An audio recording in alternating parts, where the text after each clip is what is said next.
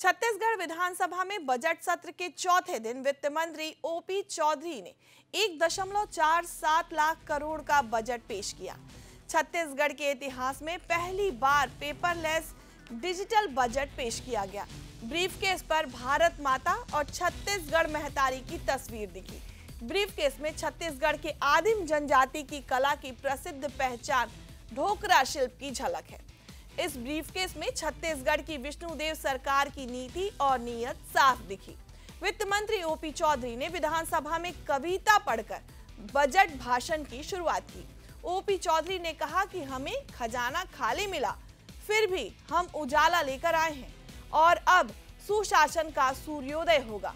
Budget पेश करते हुए वित्त मंत्री ओपी चौधरी ने कहा कि 2047 तक अमृतकाल छत्तीसगढ़ विजन डॉक्यूमेंट विकास के लिए जनता के सामने प्रस्तुत करेंगे।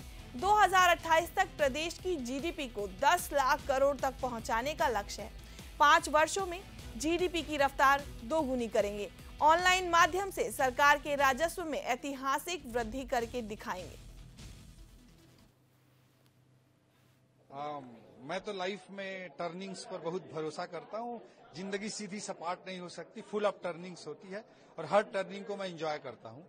आज राजनीति में छत्तीसगढ़ की जनता जनार्दन के आशीर्वाद से और रायगढ़ की जनता जनार्दन के जनादेश से मैं वित्त मंत्री के रूप में भूमिका निभा पा रहा हूँ और कल पहला बजट प्रस्तुत करूंगा। ये मेरे लिए बहुत गौरव का भी क्षण है और मेरे लिए बहुत बड़ा अवसर भी है कि छत्तीसगढ़ की जनता के लिए मैं बहुत कुछ कर पा रहा हूँ।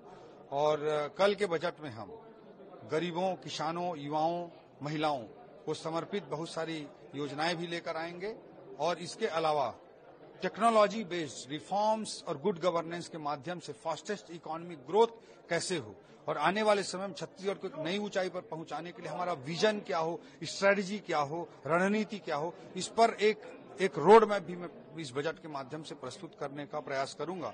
बजट केवल आय व्यय का दस्तावेज मात्र नहीं होता, इस सरकार के विजन और रोड मैप को प्रदर्शित करने वाला दस्तावेज भी होता है।